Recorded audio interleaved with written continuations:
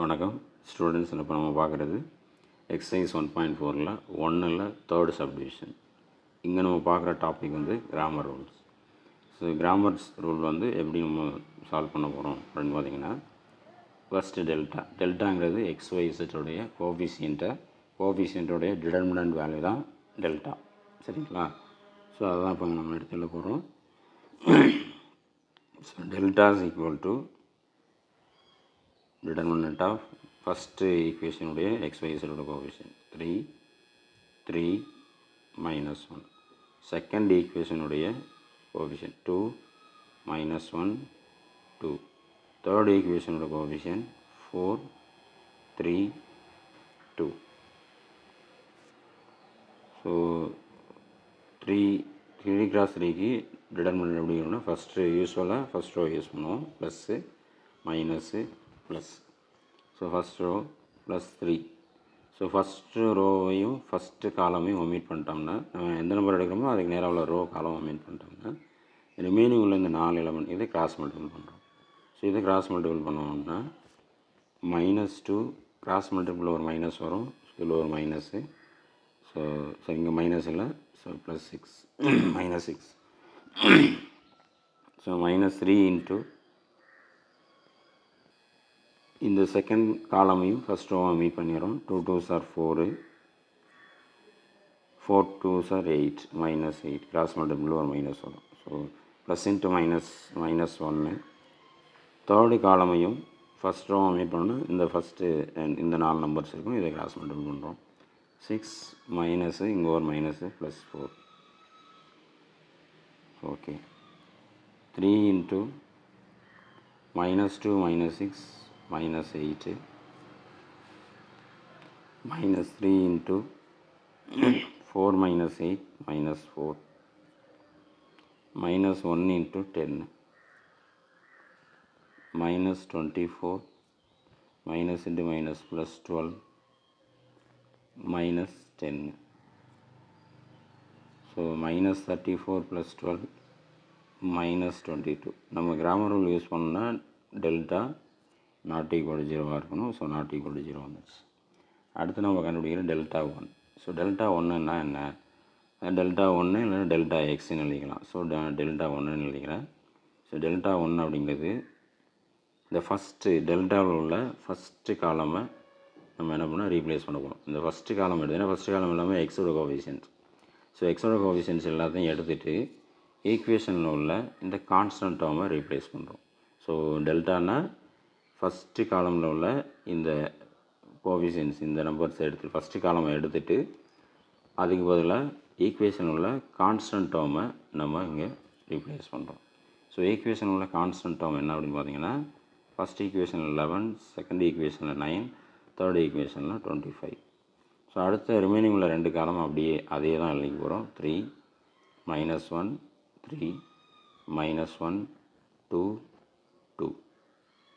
இப்போ யூஸ்வலாக நம்ம அதை டிடர்மினன்ட் வேல்யூ கண்டுபிடிக்கணும். Plus minus, so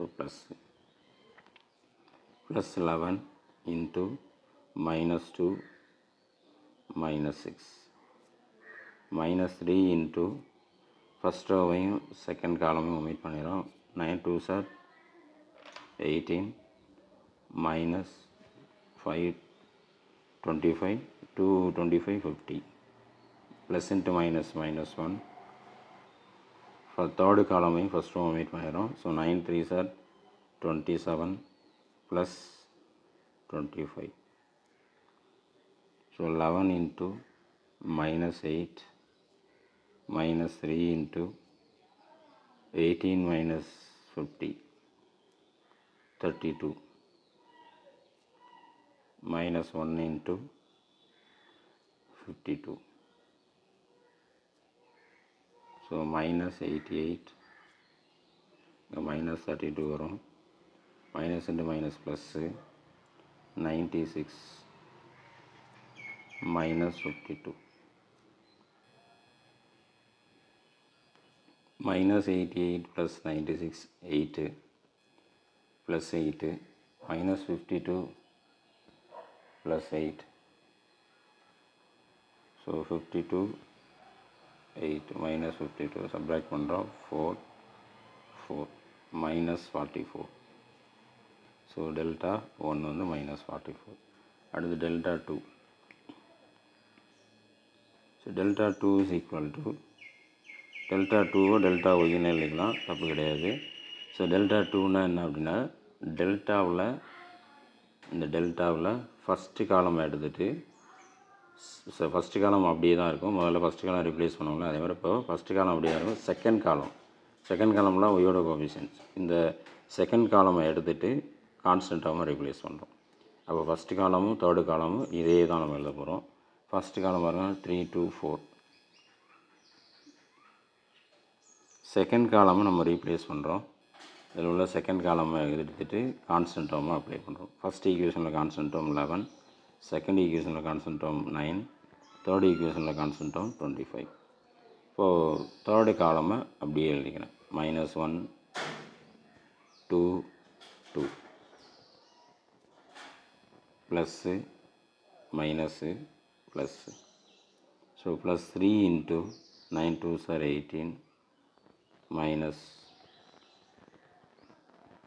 2 into 25 50 minus 50 minus 11. Second காலமே ஃபஸ்ட்டு omit பண்ணணும். 2 2s are 4 minus 8 plus into minus minus 1. Third காலமே ஃபஸ்ட்டு omit பண்ணுறோம்னா 2 into 25 50 9 4s are 36 minus 36. So 3 into 15 into minus 18 minus 50 minus 32 minus 11 into minus 4 minus 1 into 50 minus 36 10 minus 6 4 4 minus 3 1 minus 96 minus into minus plus 44 minus 14 minus 96 minus 14 110 110 minus 44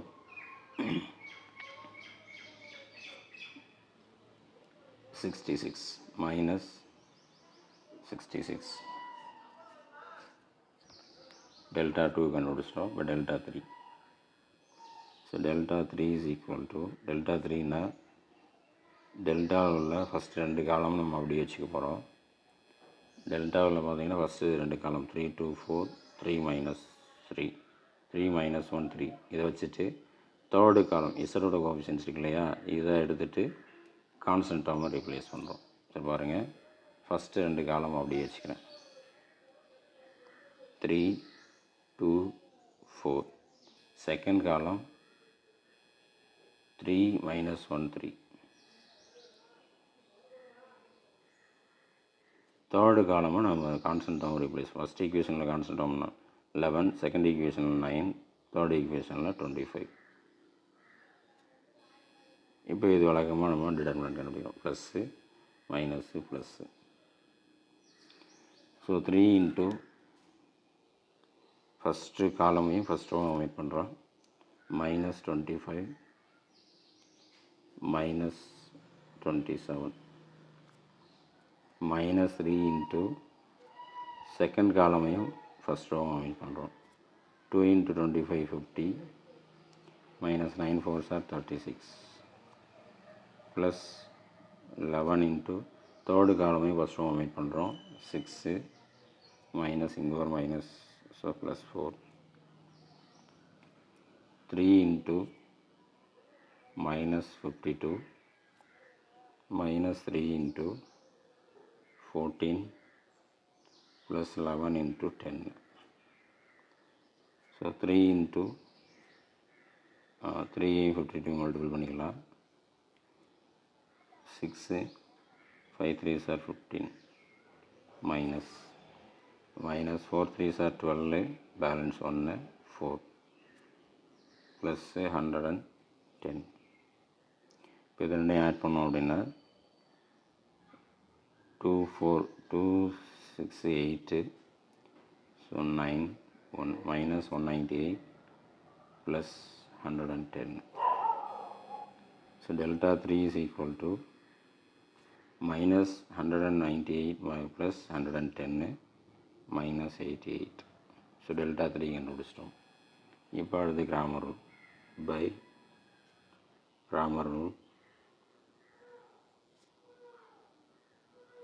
அதாவது கிராமரின் விதிப்படி